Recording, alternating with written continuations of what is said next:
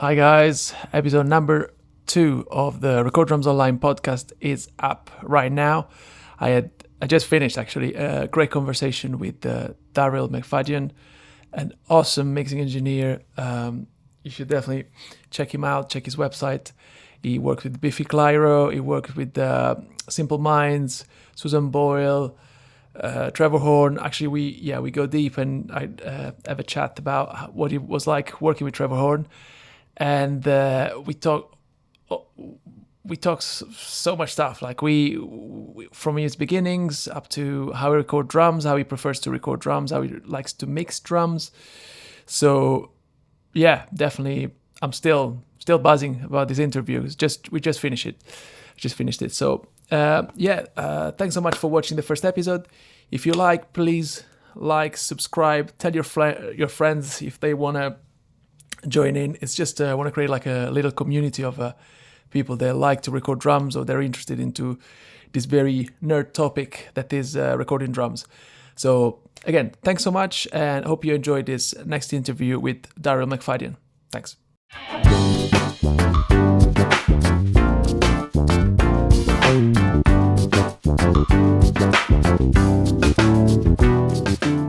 Yeah, that's it. We're live. Can you see the thing? Yes, we're live. Yes. Okay. Nice one. Yes, mate. Nice. Thanks for doing this. Yeah. Very welcome. Thanks for accepting my invite very kindly. Welcome. And Anything. Yeah. So Darryll, I just wanted to start firstly, like, first of all, how are you? How are you doing? You all right? I'm very good. Yeah, a little bit tired. I was seeing a friend. We kind of have a friend in common with him, but it was Lewis Daniel was playing with Tom Grennan last night. Nice. So I went to see him at the Hydro, which was really nice, but I didn't get home until like 1 a.m. And I'm not used to getting to bed that late these days. It's usually at 9, 10 o'clock. But been really good actually. Been super busy. Had a really busy year this year, so got to be thankful for that. That is so good. And just got to try and keep the energy levels up to keep pushing through. Nice. That's amazing. That's great to hear. So yeah, I wanted to start. So this podcast, basically what we do, we just like interview engineers, mixing engineers, drummers. It's all about recording really, and we kind of focus on like recording drums. That's the main. That's what we like to focus on. And I just wanted to know first, like, what made you start into music? What gave you the spark to be like, oh, you know what, I want to pursue a career in music? That's a big question. So I was never really into music. I was very much a late bloomer. So I started really, really late. I was, what age would I have been? When I really sort of first got into music, I think I was probably 22. Okay. So it was quite late. So I was brought up in Scotland. I was brought up in a town called Cowdenbeath. And, typical boy, I was playing football every minute I possibly could until the street lights went on and my mum called my name and we did the whole thing. And music wasn't really a thing. I think my very first memory of music being like, oh wow, was we lived in a city called Newcastle in England. My mum had a partner there and we lived there for a few years, and we went to this market. It's a second-hand market, and it was right under the Tyne Bridge. I don't know if it's still there or not. But it was very, very iconic, the Tyne Bridge. I don't know if you've ever seen it, but it's a big green bridge and it's very cool. And there was this market there, and my mum used to drag me there every Sunday, and I hated it, every minute of it. I just despised it. And there was this one time where there was this guy kind of popped out, and he was like, in a very sort of new Geordie accent, like a Newcastle accent, was like, hey, do you want some tapes? And I'm like, no, I don't care about tapes. Like, I must have been like maybe 12 at this time, 12, 13 maybe. I didn't care about anything, really. And he said, look, there's 5 tapes for £1. Like, go tell your mum, like, come over, have a look at them and see what you think. Like, I think you'd love it. And I'm like, yeah, I probably don't love it at all, really. But my mum came over and she saw that I was talking with this man, and she was like, right, I'll get you them. And I was like, right, okay, fine. So I got home that day, and I used to have this stereo system that was like a can of Coke, right? It was like shaped like a big can, right? Right. But it had, instead of Coca-Cola on it had like a football team on it. It was Rangers at the time, but I used to support when I was a kid. And I put these tapes in, and what came out the speakers, because I used to open up, and the speakers were the doors, right? You opened it up, and I would sit there. I put this tape in, and you had to sit in the middle of the speakers. And I put this tape in, Chris, and this thing happened, and it was happy hardcore, but it was recorded live at a nightclub.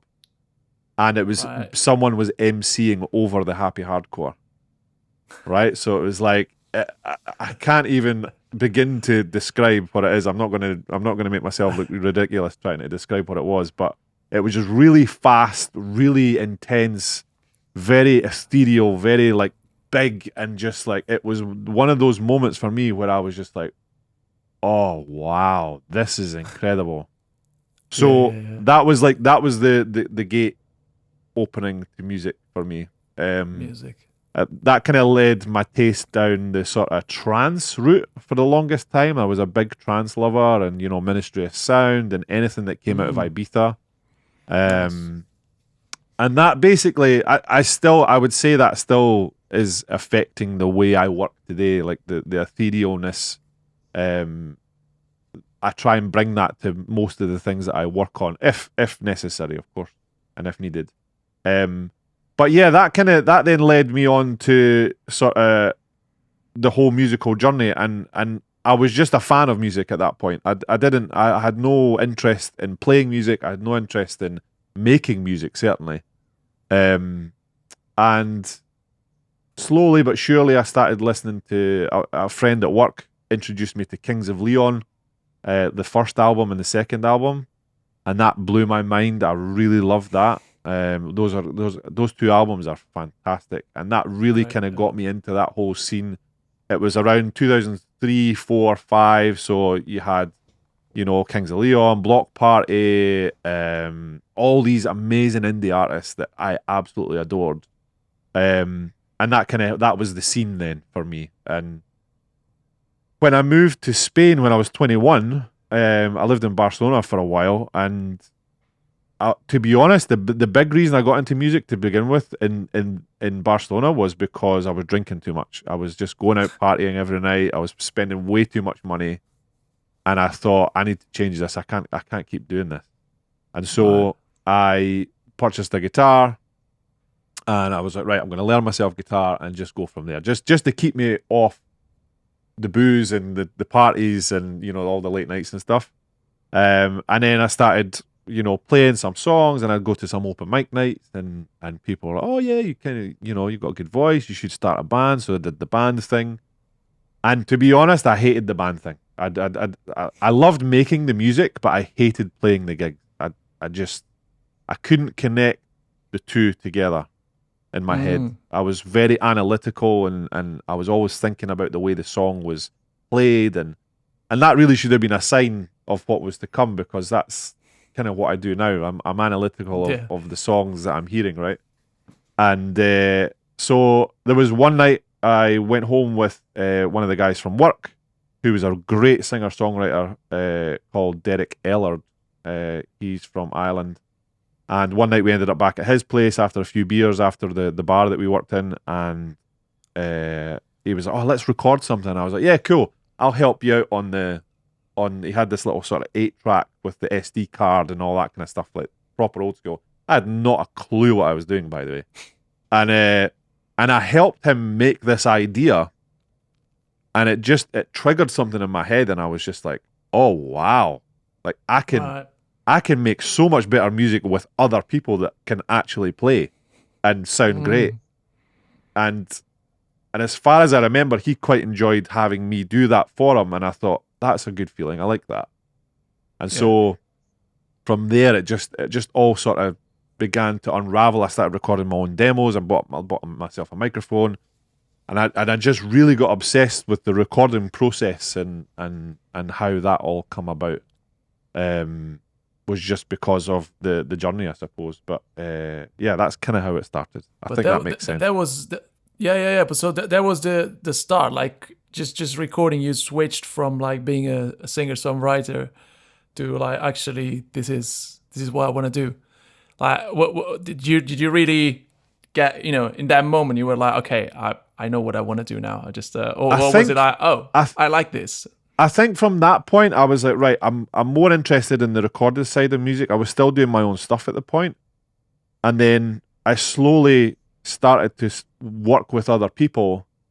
And that was when I was like, right, I don't like the gigs. I can't stand being on stage. I don't like, the thing is for me, Chris, I would be on stage, I'd be singing, and I'd be singing these songs that I'd written from my heart. And like, I was one of these songwriters that I wear my heart on my sleeve, and everything's out there. And if I seen someone that wasn't listening and they were chatting or having a joke or something, and I'm playing this sad song, it just really, really checked me out, and I couldn't handle it anymore. But getting to make great music without that feeling in recorded music, and whether it was studios or someone's bedroom or whatever it was, that was the feeling and I was like, oh my God, this is what I want to do. Yeah. And so did you ever think like that music that you were writing, did you get at some point like, you know what, I write this music, how about I just record it and just put it out instead of doing gigs? Did you ever got that feeling? Because sometimes I have like, I like writing music, but I'm not a singer at all. But I'm just like, you know what? Instead of just doing gigs, just put it out there, and whoever listens to it. Did you ever get that, or you were like, you know what? Actually, I'm not interested anymore in songwriting. I have hard drives upon hard drives, Chris, of music that I've recorded that I've thought to myself, I need to finish this stuff and just put it out, and I don't care. But I never have. I've gotten a lot closer to that over the last few years. I've really sort of, now with the setup that I have some really nice mics, some nice instruments, and I've got a decent ear on me these days, and so I know I could make something sound nice. But having the balls to go and just put it out is obviously a totally different thing. And yeah, I've never ever put any of my I put one album out when I first came back from Spain. That was 2012, but it was called Departures, and I never put it on streaming platforms. It was 2012 as well. Like that wasn't like a big thing then. It was, I put it on a few CDs. I handed them out at work, and did thing. Yeah. But that was the last thing I did. That was my last project that I did on my own properly. Okay. And from there on in, I remember one guy I met who I'm very good friends with now. He was leaving the job that we were sharing, and he was going to go and do music business. And I was like, oh wow, right, that's really cool. Like I was like, how are you finding the money for that? And he was like, no, we're in Scotland. Like you don't pay for education here. And I was like, oh wow, like how have I even forgot about that? And so I started looking into it, and I was like, well, maybe I could do sound production here. And so I had to look into it, and then within like a couple of weeks, I was leaving my job and I was starting a sound production course. And I ended up doing that for 3 years. And that was the moment where I went, this is what I want to do. This is really what I want to do. Okay. That was in Scotland, right? That's Scotland, yeah. Nice, okay. And then after that, you moved to New York, or... So I've visited New York a couple of times in sort of, I believe it was 2013. Was it 2013? Maybe a bit earlier than that. I visited there, so I had my ex-partner had family there, and so we went for quite long. We were there maybe like a couple of months at a time, and we were there twice. And so the whole period there, I was like, right, I need to just put myself out there.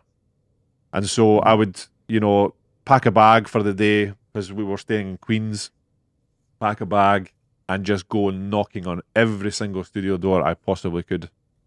And I ended up in some weird and wonderful places, Chris. Like, please tell me more. Tell me more. I want to know this. This is. I remember one. I'm not going to say names, but I remember one particular studio, and it was, I think it was out in Jamaica. I think there's a province called Jamaica in New York province, an area, neighborhood, and I remember knocking on the door, and the guy was like, "Yeah, like come in. Like, have you got anything to show me?" And I was like, "Yeah, cool." So I just finished college at this point. I just finished the year at college. I hadn't finished college quite yet. And I'd done a couple of things with an artist here in Edinburgh, and she was great. The band were awesome, and he put that on, and he kind of jammed out to it a little bit, and he was like, "Right, cool." He says, "Yeah, you're my kind of guy. I really like this." So I got like super excited, and he was like, "Come by tomorrow, and we'll see what we've got for you." And I was like, "Cool, what time?" He's like, "Yeah, 10 a.m." So I get there at 10 a.m. Next day, keen as mustard, really wanting to get in there and start working with artists and doing the thing.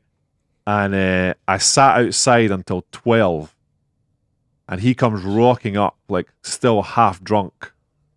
And he's like, "Oh, yeah, I forgot you were coming today." And I was like, "Okay, this is a good start." And we got in, and bear in mind, this is in the height of summer in New York. So it's like 38, 39 degrees, really, really hot.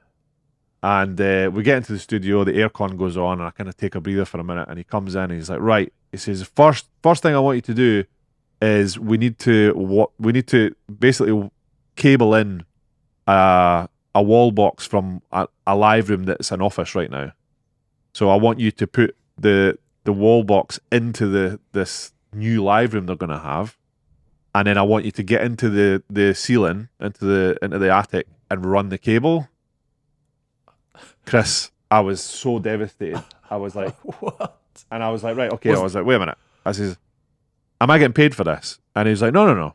And I was like, "Right." I says, I'm here to make music, buddy." I says, I don't mean to be rude. I says, "I know I come knocking on your door, and I don't expect to be going in with anyone anytime soon, but even sitting in on sessions or just helping getting the cup of coffee or a tea or something like that."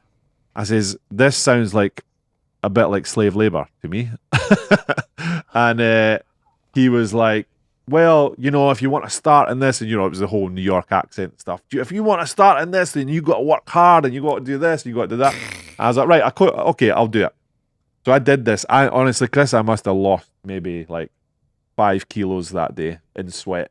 Wow. Because you're in the attic, right? And obviously heat rises, and so all the aircon units that are in the building are just keeping up all the heat into the attic. And it was clearly just a job that he didn't want to do, but I think he just wanted me to see. He wanted to see if I had the balls basically to do it. The determination really to do it.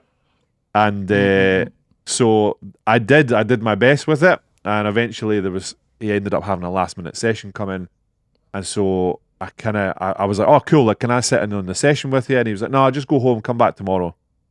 And I went home like dead, and I was like, "Nah, this isn't what I want to do. I don't want to do this." And so I didn't go back to that one. You didn't go back the next day to see if I was done. Like, he messaged me like, "Are you coming in today?" And I was like, "No, mate, I'm sorry. This is just not for me." And so I just, from there I started, like, that was the first one I did, and I was so disappointed, and I was like, it kind of put me off a little bit. But a couple of friends were like, "Look, just keep going. You're in New York. You have to make the move. Like, this is a great time for you. It's a great opportunity." And so I did. And so I ended up in some really cool little studios. So where we were staying in Queens is quite Latino dominated, right? A lot of Latinos in there. I speak Spanish, so that was a big help for me. And so I started knocking on the doors of some of the Latino studios. And so I managed to get in on some sessions, doing some assistant work, and doing some Pro Tools work and stuff like that for people in there. Doing like rumba music and reggaeton and all this kind of stuff, like stuff that is completely not me. Like No, no, it is no, no, so no. far But I away mean, from me that, but it was yeah, such a cool experience, getting guys in on the accordion, on the caja and all this kind of stuff. It's incredible was experience. this in a particular studio in Queens, or was it just like I So don't this know? was You just this like was in three kind of different studios in Queens. So right. one of them was I genuinely forget the names of them. It was such a long time ago. One of them was he'd worked with like Pitbull and Jennifer Lopez and quite pretty esteemed artists in the Latino world. And he had me over, and he was such a nice guy. Fred, his name was. And he would tell me lots of stories about how it was in the 90s and stuff like that. And, when the drug cartels were around and they were making record labels to clean their money, and they just had artists that were absolute dog shit coming in to record and spend their money just so they would clean it, right? It was absolutely insane. But yeah, just stuff like that. Just random studio dates that I'd go in and I'd just go, right, what do you need? I'm more than happy to help. And it got me in the door, and it got me a few other sessions, and I ended up getting paid by a couple as well. So it was an interesting way for me to do things, and it kind of opened me up a little bit to being okay with just knocking on the door and asking for an opportunity, because I wasn't like that before. Okay. Yeah. I guess like when you, Did that especially answer in the the question? States, I'm like not sure. people, absolutely, yeah, no, Yeah. this is great. So, it's funny because I guess in the States, like there's so many musicians. I guess New York especially is like, I remember Antonio Sanchez, the drummer, he was saying like you can find a jazz drummer in New York under a stone. Like Yeah. there's so much. So I guess if you don't knock on doors, you probably don't get any Well, work this is at it all, as right? well. And when I was there, I ended up buying a guitar because we weren't great with money at that point, and so we kind of needed some money. And Yeah. so I was like, do you know what? I'm gonna buy a guitar on the credit card, and I'm gonna go busking. And so I ended up going busking in Washington Square Park quite a bit. And the musicians there, Chris, I walked in there with this guitar, like thinking, yeah, I'll manage, I'll do this great, I'll be fine, I'll make a few bucks, I'll be great. Yeah. And genuinely, Chris, I have never been so afraid in my life. I was so nervous because everyone was incredible. Yeah. And there was guys there rolling grand pianos into Washington Square Park to sit down and play them. And they'll sit and tune them before they play and all this kind of stuff. And then they bring out the Vivaldi or the Beethoven, and it's just like pfft. And I'm sitting here playing Foo Fighters, like, I'm the best of you, like, but one of the incredible things about that was some of the tips that I got were actually from the other artists as well. So I remember this one particular time. So in Washington Square Park, you've kind of got like I don't know what it's called, but it's the Arc de Triomphe type statue thing, right? The archway. And if you stood underneath that, there was a beautiful reverb that would happen, and it was so nice, and it was really like a prime spot. And so I went there one day. I got there really super early, and I remember I was playing something, I can't remember what, but I was playing away, and I seen this other busker coming with his guitar. He had the amp, he had like, a hi-hat stand. He was kind of this one-man band type feel. And he walked by, I'm playing, and he's walking by like this, and he just stopped right in front of me. And I'm like, remember the words. And I was like, what's this guy doing? And he just kind of turned to me, and he just looked. And I finished the song, and he was like, awesome, man. And he put $20 in my guitar case. Shit, wow. And I was like, dude, thank you so much. And he was like, man, he says, money makes the world turn around, And I was like, you're absolutely right. And it was so nice to see that musicians supporting other musicians, which is not something we often see here. I don't know about down south, but up here we don't really see that as much. No. But that was super nice. That was a really nice thing I found about New York. That's great. That's awesome, man. That's so cool. And so so when you were in New York, were you like, I'm gonna stay here and just try the best I can to move and stay in the in the States, or do you like, No. you know what, actually, okay. No, the States, New York particularly for me, I really like it to visit, but to stay there, like I was there for maybe like 2 months, I want to say. Sorry, I'm just going to check my Pro Tools is just recording here because my screen's locked. Oh yeah, the screen lock, yeah. I know that. I have to keep moving the mouse every 2 minutes. Okay, my password isn't working. Why not? What have I done? It's the podcast password. Yeah, we'll be back just after this short break. We'll be back. I'll put a commercial here. But like, Yeah. I'll put your website on just so people can find you right away. Yeah, there you go. Right, we're back. So, New York was never a place I wanted to stay, honestly. I liked the opportunity to go and experience what was there, but it was never, ever in my mind at one point to just stay, because I felt like I needed to learn what I could learn and then bring it back. Yeah. And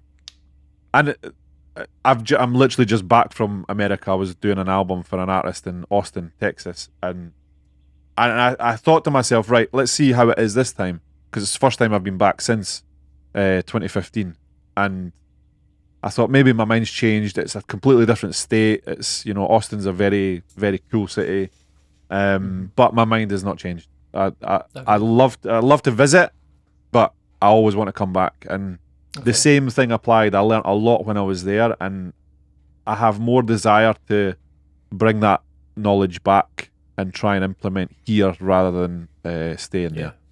Yeah, that's cool. Nice. Yeah. It's a completely different style of life, I guess. Like, unless you're from there, then because I lived in Boston for 4 years as well. Oh, really? And yeah. I was studying at Berkeley in Boston for 4 years, and so it was definitely an experience when you live there and you come back. It's just very different. Like, there is no better, or like you either made for living there, or you are yes. That's It's a great saying. You're made for it or you're not. Yeah, exactly. I have friends that still live there. They're from Europe, and they live there. They love it, and I think it's. I think the thing is with America, especially this time since I've been there, you can earn way more money in America as a musician, especially in places like Texas or Tennessee or New York or LA or any of these places. The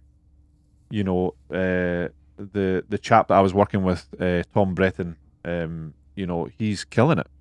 He moved down. He was from, I think he lived in Kelowna in Canada, and I don't think he was struggling, but he wasn't making music a full-time living. And he's moved to Austin, and he's absolutely smashing it now. He's doing such a good job. And he's making a full-time wage and probably then some. Wow. I think as well, like seeing him, I went to a couple of his shows when I was there, and seeing the tipping culture there is for artists especially is such a huge help. And I use this analogy quite a lot. There was a band here I worked with a few years ago, and I did an album with, and I went before we started the album. They did a show here in Edinburgh, and they were a 6-piece, and they got paid £50 for a 1.5 hour show. Well, for the whole band. For the whole band, was it? 50 quid. That's it. And then in exchange, you go to what I've just seen in America, and there's times where the guy's making $200 on tips, and tips, plus you've got the fee for actually playing the venue as well on top of that. It's a totally different ballgame, and people really support the arts in places like this, whereas here I feel like the support for arts isn't really as prominent anymore. It doesn't, people aren't as open to support artists anymore. No. Excuse me. And it was interesting last night going to the Tom Grennan gig and seeing how it was so busy.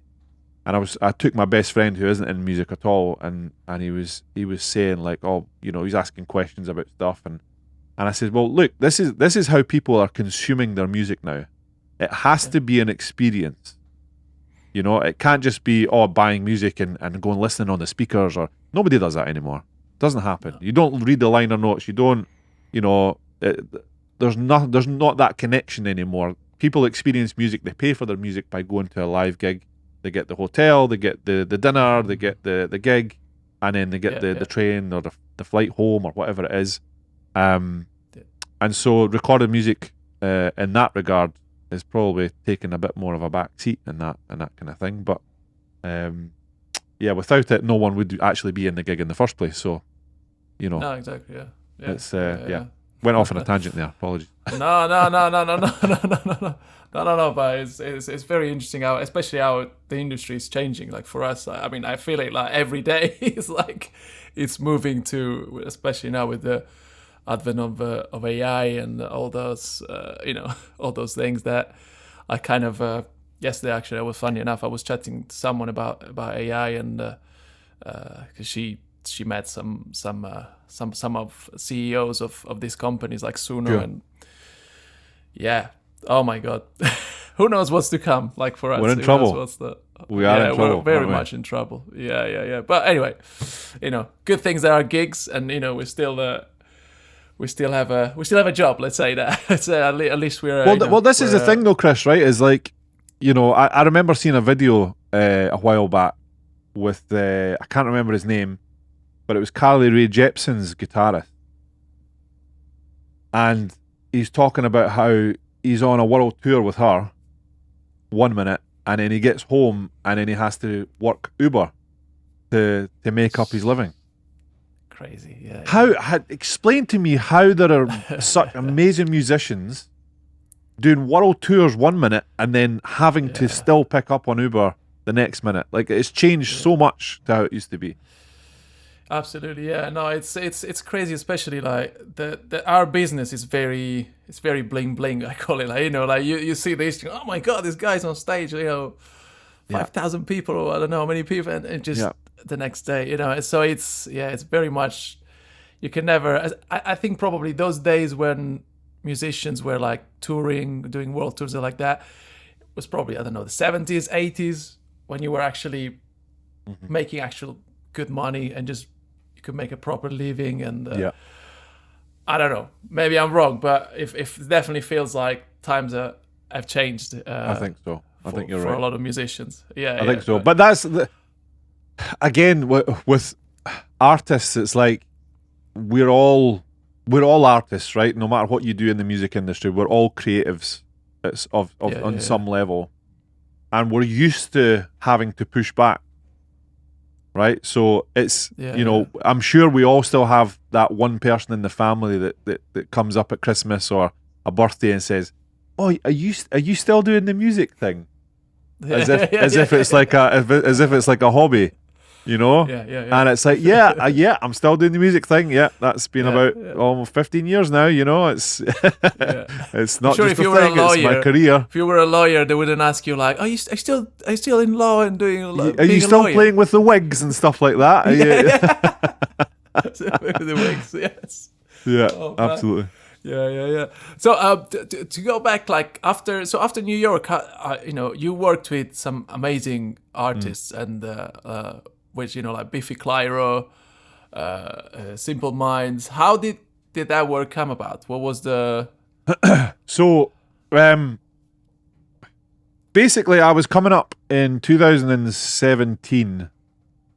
I was finishing my college. So I did an HND, a Higher National Diploma, I think it's called.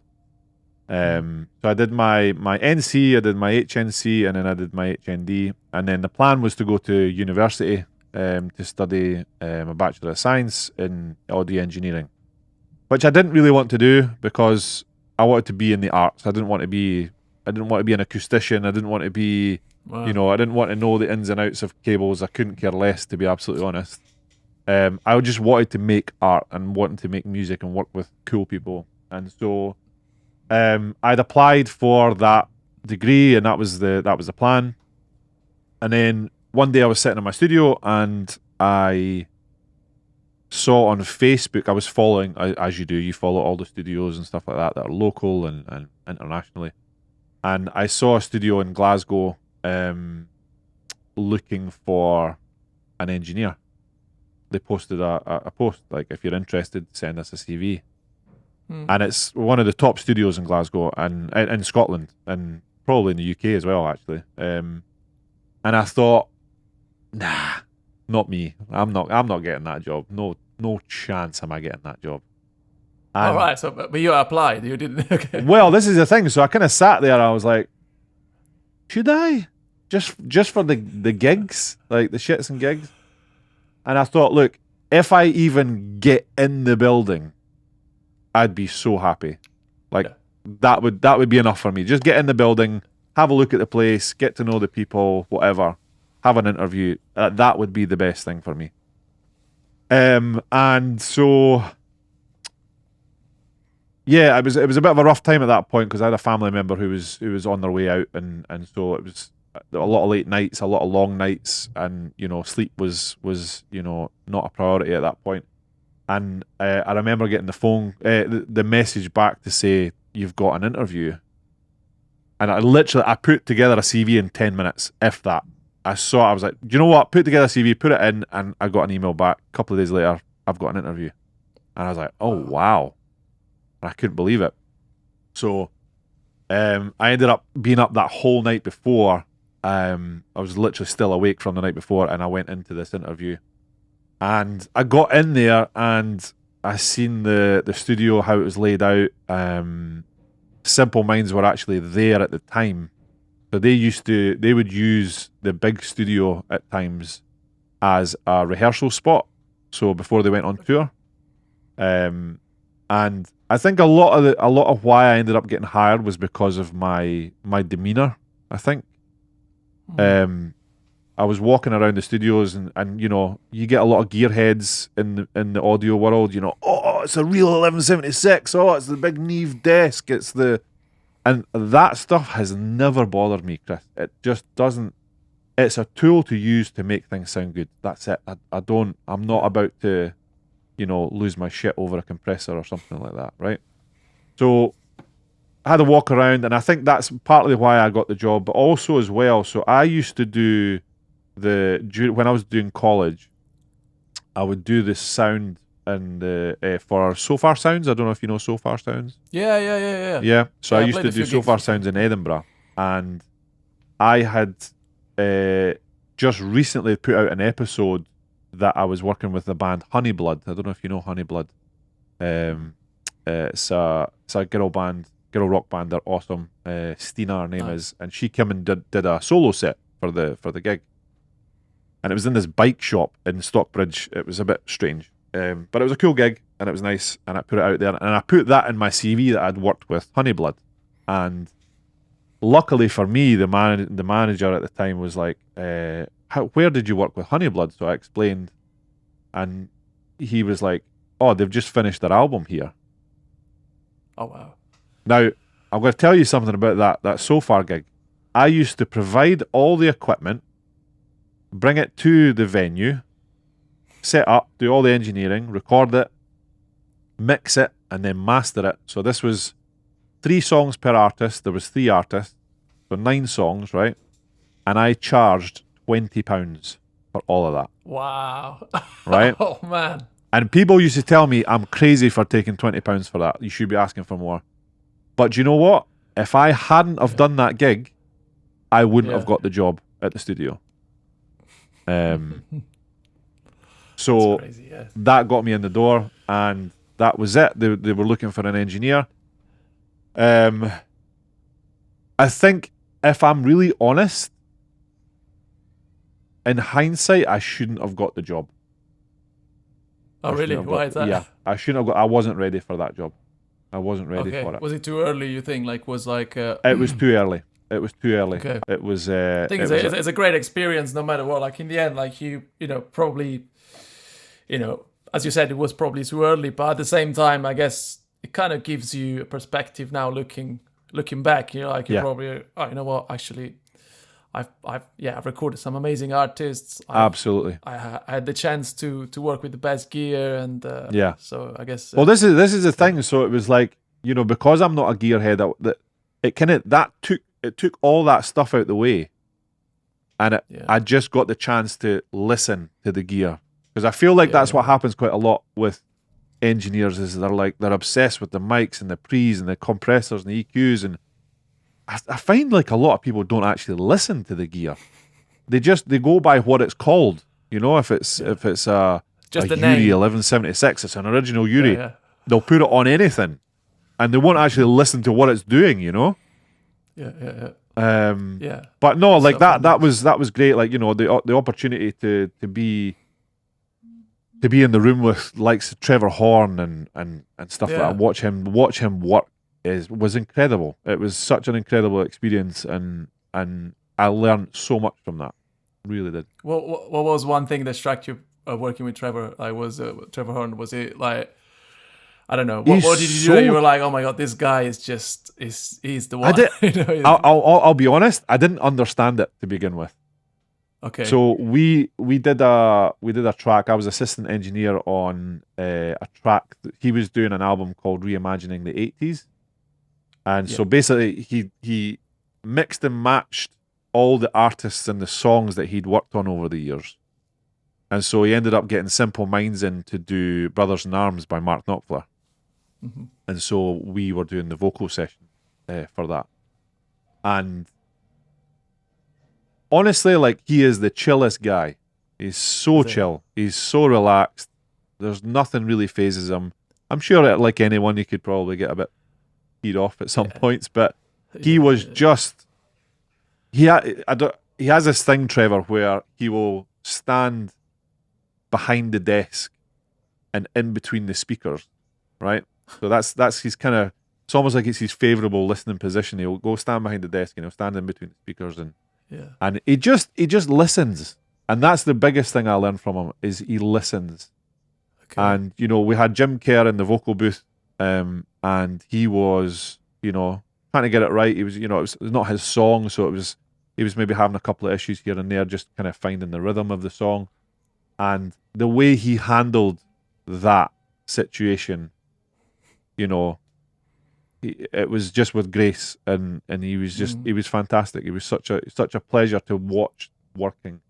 He had brought his own engineer with him as well, so he was doing the majority of the sort of Pro Tools work, and I was just I was lucky. I got to sit in the background and making adjustments to any cables, microphones, or gobos or anything like that. It was so amazing.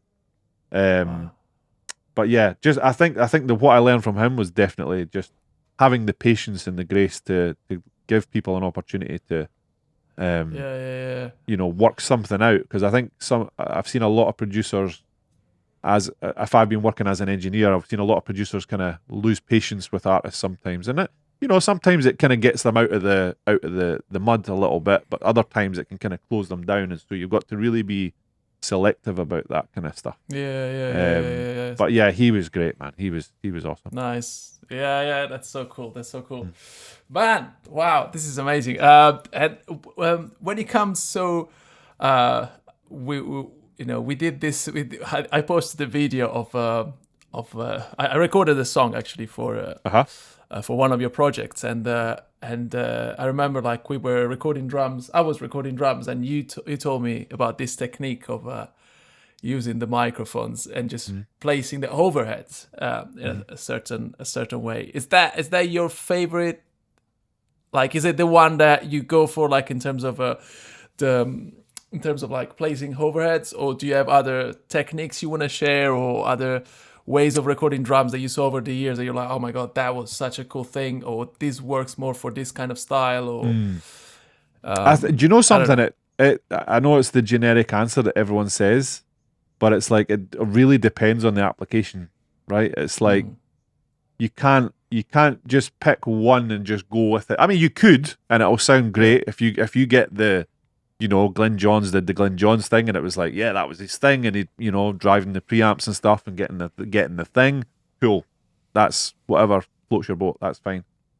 But I'm pretty guaranteed that Glyn Johns never just used Glyn Johns' technique. Like he'd probably used a lot of other techniques as well. And I think that goes the same for everyone. I think I learned from a producer engineer that technique of just the whole phantom center, like I tried to explain to you when you were asking about it.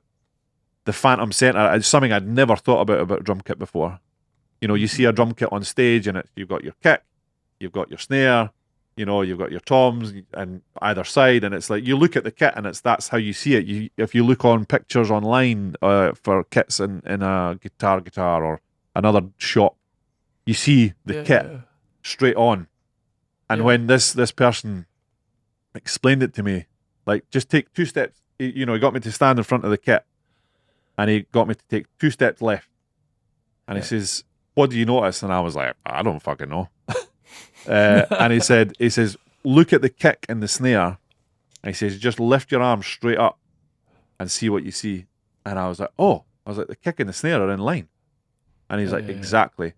He says, if you put these mics in that position, you're no longer going to have a kick in one and a snare in the other. And it genuinely, Chris, blew my mind. I was like, it blew my mind as well. I always could not believe it. It's just, it was like, oh my goodness. And that, because it was something that bothered me previously, but I hadn't really paid much attention to it. It was more like oh yeah, it's kind of out of balance, but that's okay. Like, whatever the situation is, whatever. But ever since then, I became obsessed with the staging of a drum kit and getting the kick and snare and is in the most central position I possibly can, because all it's going to do is just going to support the close mic,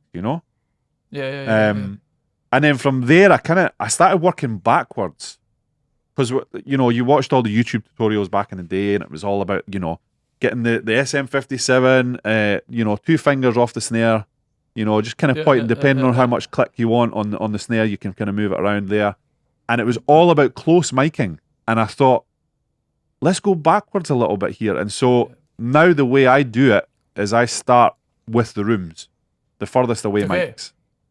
So I'll start with the rooms, and I'll get a good image of the room first, because I want to be able to use the rooms if I want to. Because sometimes I think what a lot of I'll receive sessions to mix sometimes, and the rooms are the last things to be thought about, because that's generally how people will do it. They'll do the close, and then they'll do the overheads, and then they'll do the rooms. And so I feel like if you get the picture of the kit right, you can get closer and closer, and then all of a sudden your close mics just become accent mics. So kind of treating it a little bit more like an orchestra. So you've got your decatry, you've got your rooms, all that kind of stuff, and that's what you're going to use. You're not going to use the close mics unless it's like a close and personal thing. You start off with the room, you get the picture right, and then you start adding accents when you need them. And Colors, that's exactly the way I look at a drum kit as well. So, like, for example, for rooms, like, is there any particular position that you're like, what, it needs to be, or is it just left and right of the room? It often depends. So I'll give you an example of in Austin recently. We set up one of the R88 stereo ribbon mic, and that was just in the middle of the room. We kind of played around with the height, because I was getting a bit too much cymbal swell in the mic, and I really didn't want that, so I kind of brought it down a little bit, maybe more height towards just bottom of the tom and the top of the kick. It's just playing around and seeing what sounds good in the room, because obviously the room mics, it's all about the room and the picture of the kit. And so if the room sounds like shit, and you've got to move them, you've got to try and find somewhere that's going to be great in the room, and then you can try and hone in on the picture of the kit. But there's no there has been a couple of times when it's been a bit more of like what I call a dirty record. So it doesn't really matter where the mics are. We're using all the trash mics. We're using all the cheap stuff. We're, just distorting the shit out of every mic that you can find and just popping stuff in, I've got like a little tape cassette recorder that I've used. I learned that from Sylvia Massey. Like she does that. And the compressor on this thing is incredible. You just take the line out straight into the preamp. You can drive the preamp if you want. If you've got like a 1073 preamp or something, gets really some fruity sounds from that. But nice. There has literally been times, Chris, where I take a couple of 58s or 57s and I just throw them in the room and see what happens. So what happens? I just roll them around and then pull them up. And if it's something really cool, great. Yeah. If not, then I just don't use them. I'll go with other stuff. But yeah. But so you basically start from the room, getting to, and then add the. Okay, because I also want to ask you, like in terms of mixing drums, is there anything that I don't know that I want to say like 99% of the time you use, like I don't know if it's like a plugin or if it's like a. Is there anything that you're like, actually this, same thing blew your mind, like this thing, it just works 99% of the times? DBX 160s on kick and snare every time. Ooh, okay. Every time. I can't see past them. I've tried other stuff. I just can't see past the DBX 160. It's a classic. It's like, it's one of the very first things I learned. Because before I worked in the studio in Glasgow, I used to use the plugins quite a lot. And then when I got to the studio in Glasgow, we had a pair of 160s and 161s in both rooms. And so as soon as I plugged in the real ones, I was like, oh, this is like, oh my God, that's the sound, right? And it's like, right, it just like clicks. Yeah. And literally, I think almost every session I was in charge of as an engineer, I was 160s kick and snare every time.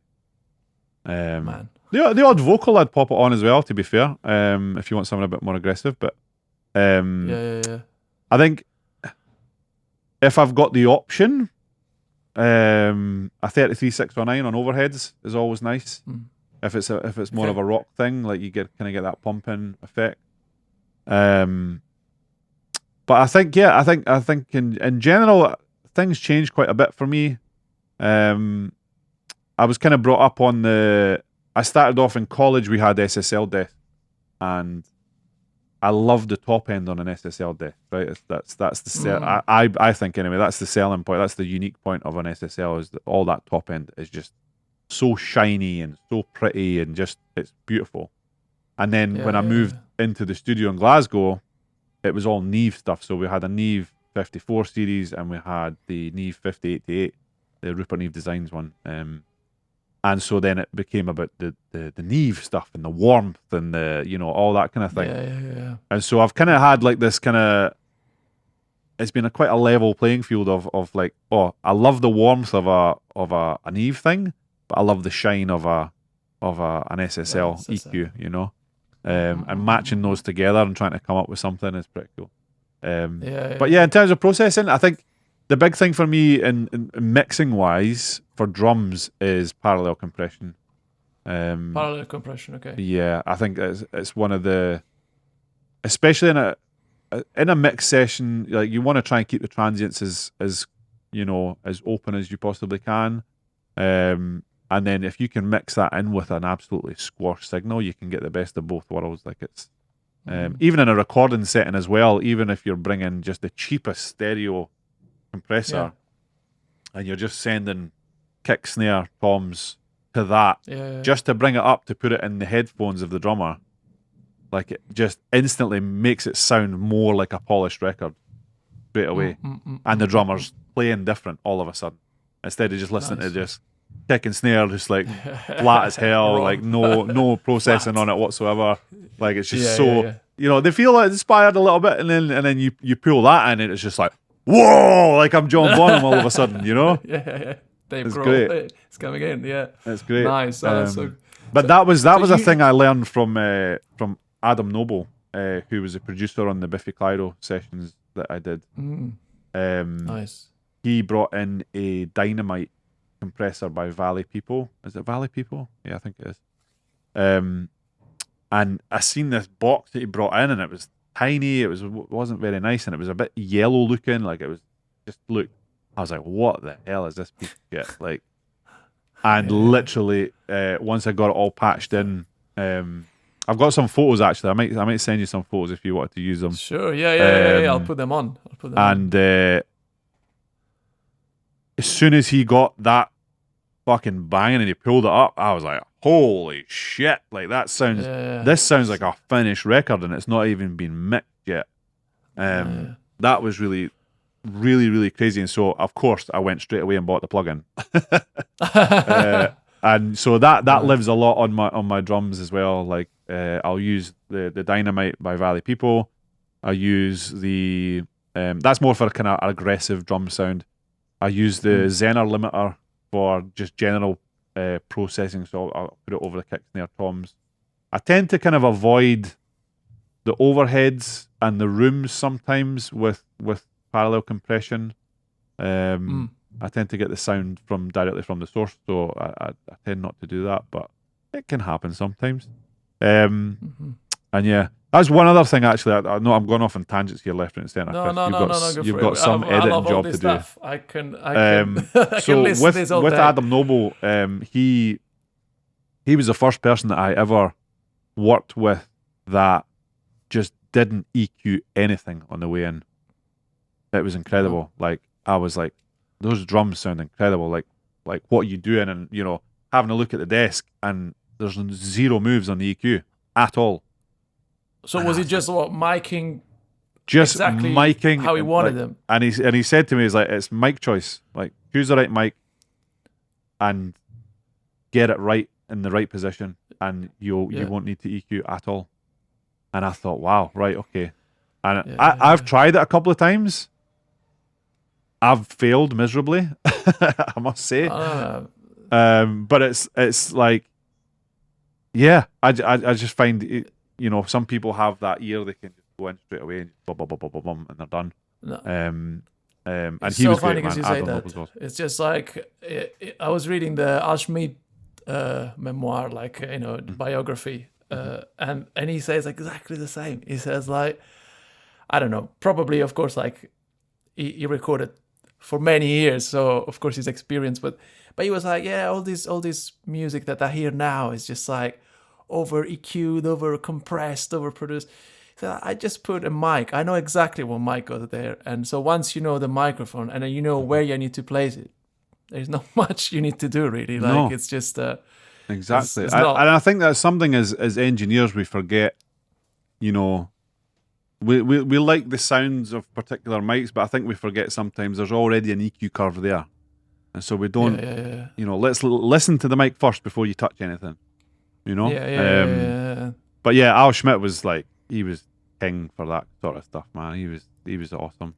We lost a good one with him. Unbelievable. It was unbelievable. Man, nice. Oh my god, there's so many questions. Can we do like time, a very man. All right. I wanted to. So you said you have on your website, I saw this, you have a mobile rig. Yeah. Yeah. Can you talk a little bit about that? Like how do you work with a mobile rig, and in terms of like, you know, so from your studio it's something that I was wanting to work on for a while. Might actually be able to. In fact, I'll send you photos later. Actually. Yeah. I'll put them on. As soon cool. So the mobile rig was something I've been wanting to do for ages, quite a while, and I've dilly-dallied with iterations in the past of being able to be mobile and be able to do things places. Because I think budget is a real concern for everyone in music now. And so I want to make it as easy as possible for me to record your project, right? And so last year I was like, right, I'd bought myself an 8U rack. I got my gear in and I was like, not enough. And I want more gear, so I'm going to keep buying more gear. I need to get something bigger. And unfortunately, I had a friend of mine, Graham from Chamber Studios here in Edinburgh. He had moved out of his space, and his space had been split up to different studios, so he had a lot of stuff laying around. And I think I messaged him to say, like, hey mate, would you happen to have a rack lying around? Like, I think I was looking for maybe a 20, an 18 or something like that, and he was like, oh, I've got like a 20 or a 24. I can't remember. It's big anyway. And I basically, I said to him, I was like, listen, I said, let me buy it off you. And he was like, yeah, sure, fine. So he gave me a really good deal on it. I went and picked it up. And it's like the brightest orange, like, flight case you've ever seen in your life. Like, it's super cool. I love it. I love it to pieces. And so it gave me the opportunity to be able to absolutely put everything I possibly wanted to make a 16-channel analog recording studio, basically. So I have everything. Probably insert video here at some point. I'll send a video and you can see whatever's going on. But essentially, I have the top row is a tray of pedals. So I use these for mixing quite a lot. So I'll send stuff through pedals quite a lot just to get some different sounds and stuff. I still like touching things instead of clicking mouses and things. I then have a space where I used to have a Mac Studio, but I run on a laptop now. I want it to be a bit more mobile than having the studio. So, and then I have an Audient ID44 interface, which is then linked with the Ferrofish converter, and then all my gear is just basically going into the Ferrofish and attached that way. I've 16 channels of really nice audio. I've got a nice stereo compressor there as well, should I want to do the whole parallel thing, like I was telling you. And then a patch bay as well, so I can chop and change if I need to. That's basically, it means that I can literally unplug 4 cables out the back of this rig, and I'm ready to go. Like, ready to go. Wow. You know, I just need to take my keyboard, my mouse, maybe a monitor if I need to. But now I've got a laptop, I don't really need to. The laptop, yeah. I literally put the front on the case, and I'm gone, and I can go anywhere I want. That's great. And it's been quite. I'd say it's been fairly successful. You know, I've had a few sessions now with it, and I was down in Manchester last year with it. We rented out an Airbnb and we did a record in there, and yeah, it's been really cool to have. It's just good to have the option available, you know, because sometimes people can't come to me, or they don't have the funds to rent out a studio and then hire me as well. So to have that option to go, right, well, where do you rehearse? Do you have a spot where we can go and make a record? Like, it doesn't have to be a studio anymore. I think we've all learned that now. Records do not have to be made in recording studios anymore. You know, especially when you have your own rig, like, you also know exactly. You know, you don't have to be like, oh, hey, how does it work, this desk, or what's exactly. And that's another thing as well. Like, if I'm going into a studio that I don't know, I'm going to need the engineer. I'm going to need the house engineer hired as well. So it's all adding up the cost as well. And some people can, and it's great. You know, the Austin gig I just did recently, that was the case, and we had the engineer there. He was great. He knew the room inside out, and I was like, look, I really want this. Yep, cool, I'll sort it out for you. And it's awesome. It's great if you can work like that all the time, but it's not always the case. And so sometimes I've got to just take my own rig to whatever room, as long as there's clean electricity and there's no noise, then we can make a record, you know. It's nice. And I remember hearing as well from, I forget his name now. What was he called? Give me a second, let me find this, because I look like an idiot otherwise. Tony Visconti. Tony. Tony, yeah. So, I remember Tony Visconti always saying that you should always take home a piece of the room with you. So anywhere you record, take home a piece of the room with you, i.e., record the rooms. Like, have it sound like it was recorded in the room that you were in. Because you'll remember it. Like, I did a record down in Rockfield a few years ago, And those rooms are incredible, Chris. There's every room. The bathroom's great. The hall's great. The live room's great. The control room's great.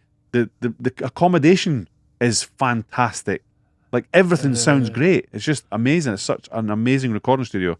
And I was like, well, fucking hell, if I'm not going to like put mics everywhere. And so that's what I did. I ended up recording so many room mics. It was insane. And it was all just for guitars as well. But if you listen to that record, it does sound like, in fact, you were on that record, actually. Was I? Oh, right. Yeah, on the Fibers one, yeah.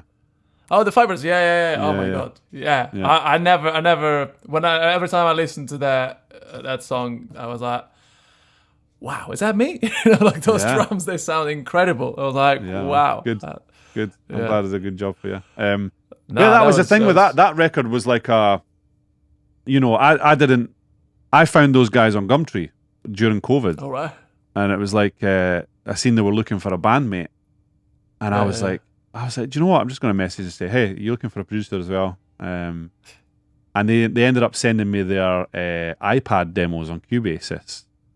I've got Cubase here, so I was working on them, and I did a little mix of their demo, and I did a bit of production on their demo, and they were like, oh my god, this is amazing! Like, let's make an album together. Took a while for us to get there, but I think it was 2022, 2023. We it was funny because I recorded the song and I just didn't hear back for like 2 years, and then all of a sudden, like, I get tagged on Instagram, like, I played drums on that track. I was like, wait, did I? And then I went, oh yeah, 2 years ago. Yeah, I remember. Okay.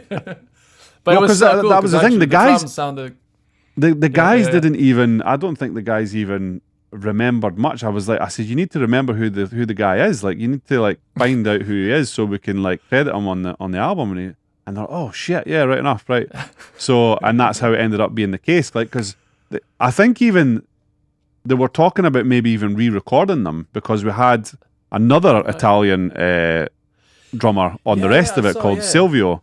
And they were like, oh, maybe it would be a bit more uniform if we got him to do the whole album. And I was like, no, I says, it sounds great as it is. This is how you guys got it in the first place. There's nothing wrong with what's there. It sounds awesome. Let's not break it if it's not broken. Let's not fix it if it's not broken, right? And so... No, exactly. That was awesome, man. That song was incredible. Yeah, that song, I'm still, every time I listen, I don't know. There's something you're like, oh my god, the drums and everything. I mean, it's just so well mixed. Yeah. Such a great job, man. Yeah. Shall we do this 10... I've got 10 rapid fire questions. Let's do it, man. I do with every guest. So... normally they're rapid fire, but let me take a swig first. You can take a little bit of time if you want to reply. Like, it doesn't. I'll play the game. Let's go. Doesn't have to be one answer, one word answer or something like that. But anyway, let's go. So number 1, favorite album that strikes you sonically. That could be something that you also use as a reference track, or just an album. Oh, that I'm gonna have to have a minute on that one. No wow, worries, man. sonically, it's the impossible question. This one. There's so many. I know. Yeah, it's crazy. There's isn't it? so many. Like I should have sent you this question before. Yeah, I mean, this one you should have sent. This is a big one. This is a big question. Let me think.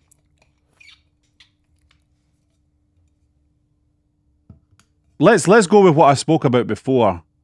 So, the first and second Kings of Leon records. Right. Okay. Nice. That is Jakir King that recorded them. Jakir King.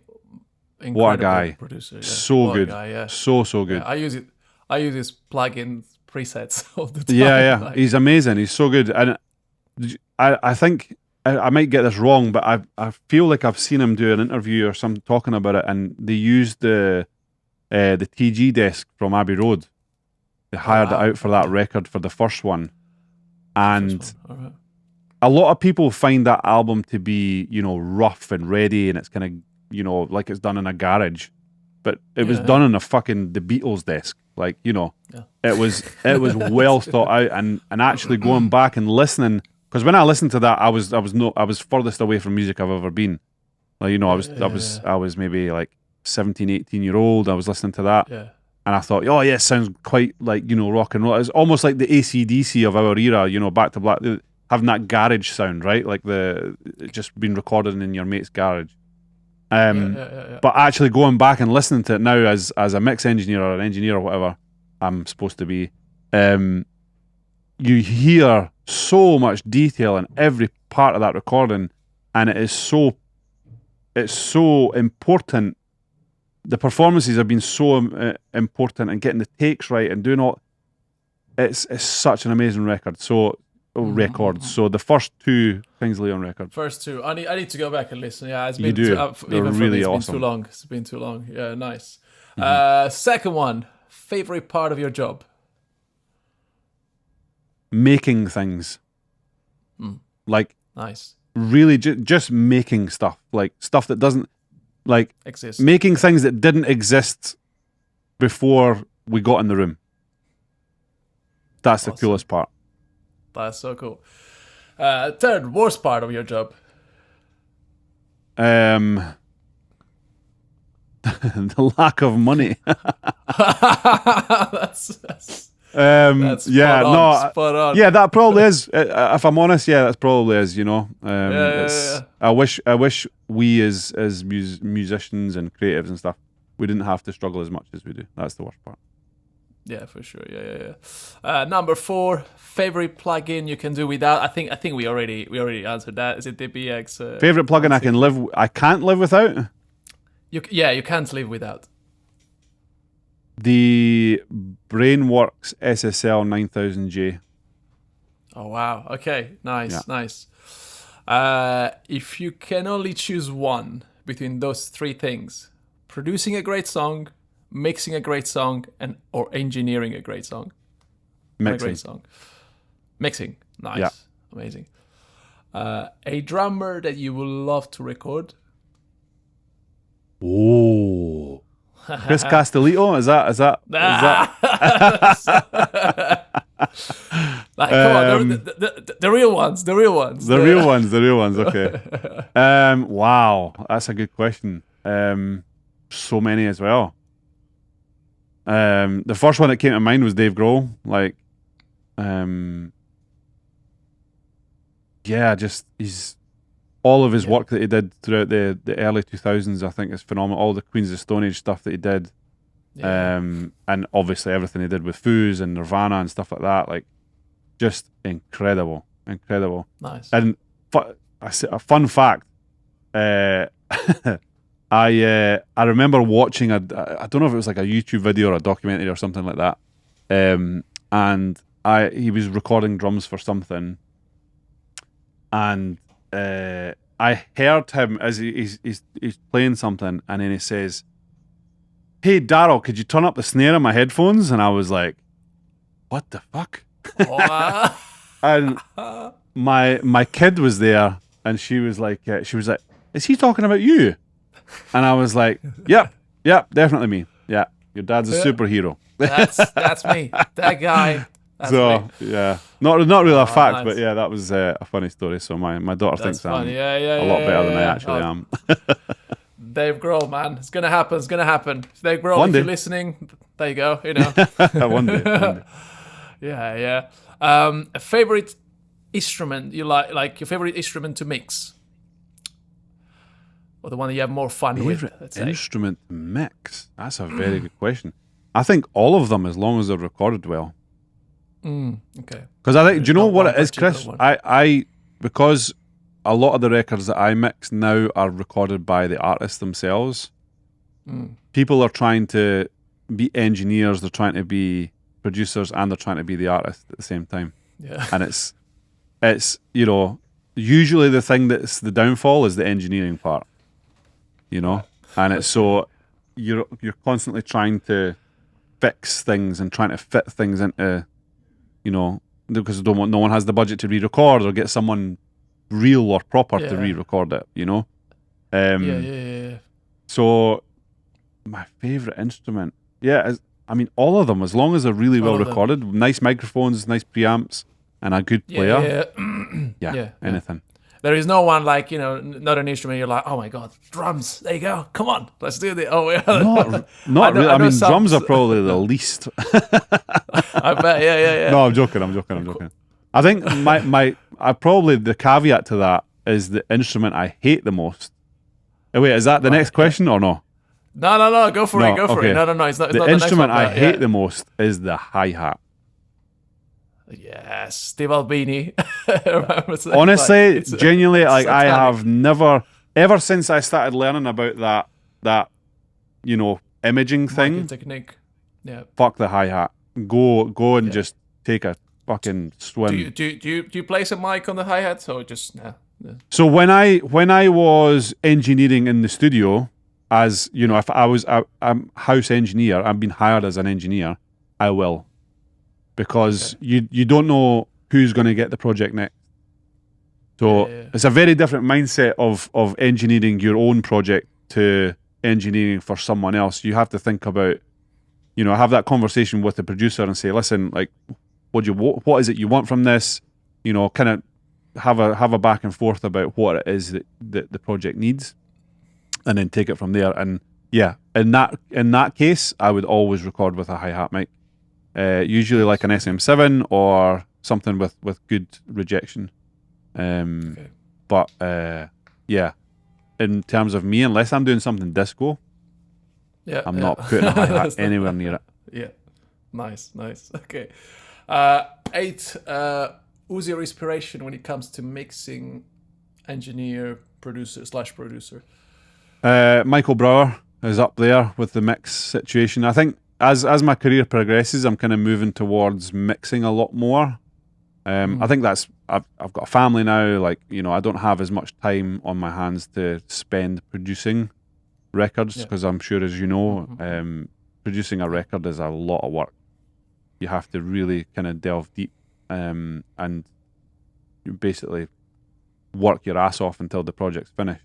Nice. But from a mixing perspective, Michael Brower, Chad Blake is awesome. Like, I kind of find inspirations in different inspirations in all these kind of people. Like, Michael Brower is he manages to get the mix pumping, but without it sounding over compressed. I feel like that's where my ears hear it.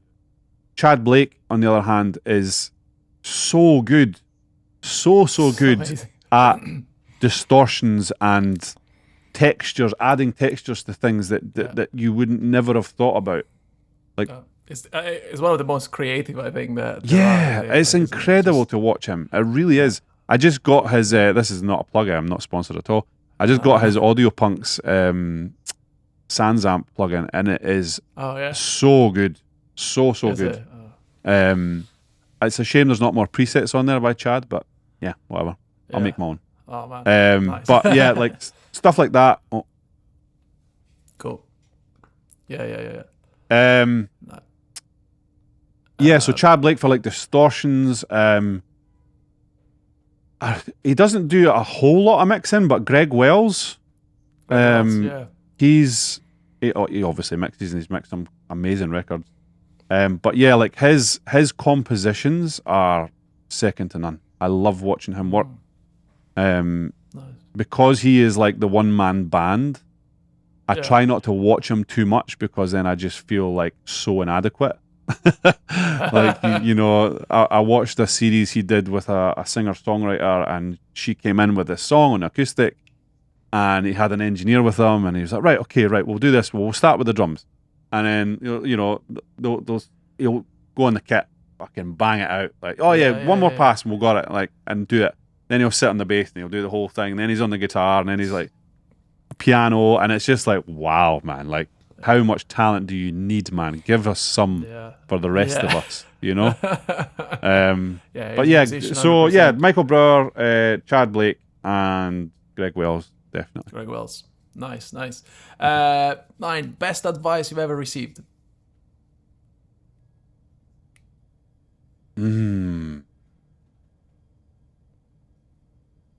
Trust your ears. Sorry, what did you say? Like, trust your ears. First, trust your ears. Okay, sorry. Trust your ears. Nice. Yeah. Like that's. I've been given a lot of advice in my career, which I've been very, very thankful of. But your eyes sometimes, especially now, your eyes can really trick you. You know, you watch, you pull up a Fab Filter EQ or something, and you can see there's a thing, but your ears are not. You know, you're not correlating those two pieces of information. And in that instance, I always trust my ears, and Nice. always reference on other speakers, different rooms and stuff like that, just to make sure you're not going batshit crazy or anything like that. Cool. But yeah, trust your ears. Last one. Worst advice you've ever received?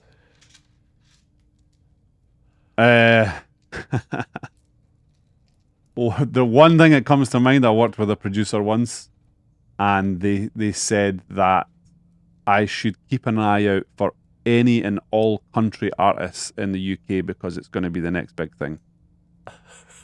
And that was 2018, I think that was, and we're still not there.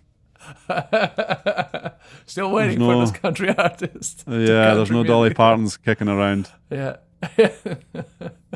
Nice. Right, cool.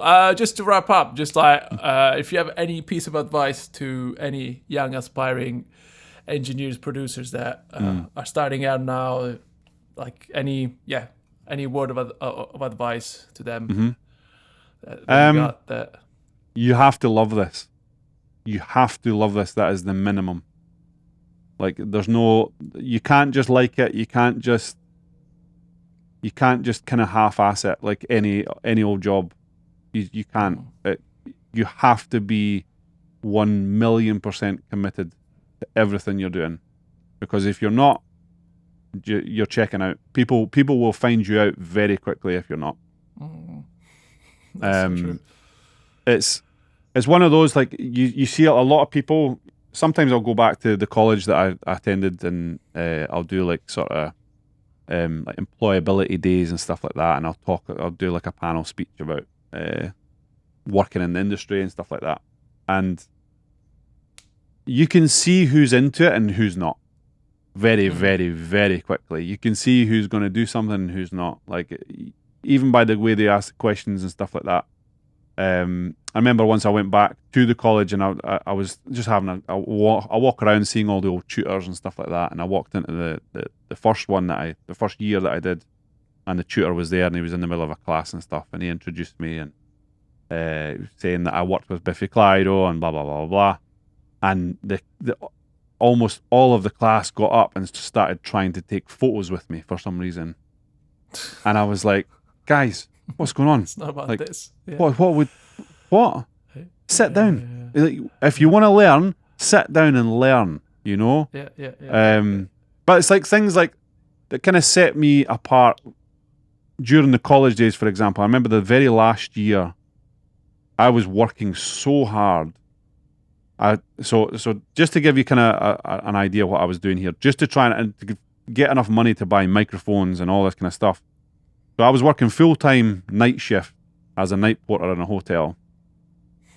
I think that was like 11 until 8 in the morning, or 7 in the morning maybe. Then I'd leave there, I'd drive to Edinburgh, and I'd go straight to college. So more often than not, I was turning up like Al Schmidt. I was in the shirt and the tie. I was like, the whole thing, like eyes hanging out my head, basically. If I had a chance, I'd have a wee sleep in the car, and then I'd go into class, and then I'd get in the morning, and if it was a recording day, if you were in the recording studio for the day, usually the tutor would come and say, right guys, I've got an artist coming in today, who wants it? And everyone would be like, and I'd be like, yep, give him to me. And every time you come in, yep, give him to me, give him to me, give him to me. And honestly, every time that would happen, everyone would just kind of, they were tired or they didn't want to do it. And it's like, that's what kind of set me apart from everyone else. Everyone noticed that I was doing way more than what other people were doing. And if I seen someone else doing really well in the other class, I'm like, right, that's the level I need to be above. Yeah, You know? yeah. So always striving to be above the person that you kind of look up to and kind of see is doing similar things to you. And that's it. That's the advice, is like, you just have to love it. Yeah. You have to be, You have to love it. You have to be way more into it than you thought. And that's also awesome. to a detriment as well. Like, if I talk about this personally, like, I've lost out on a lot of relationships. I've lost out on, times with friends because I dedicated everything to this. And there's a lot of sacrifice with stuff like that. And so, I'd say that's you got to love it. You have to love it. Yeah, 100%. Man, that was so. There is so much stuff in this. Can't wait. Amazing. To listen again. Yeah. Nice one. Again, thanks so much, Darryll. No worries, dude. Yeah? Anytime. Nice one. Nice one, and, fella. Yeah. Hopefully, we'll have you on soon. Cheers, mate. Man. Thank you. Cool, dude. Thanks. Take care.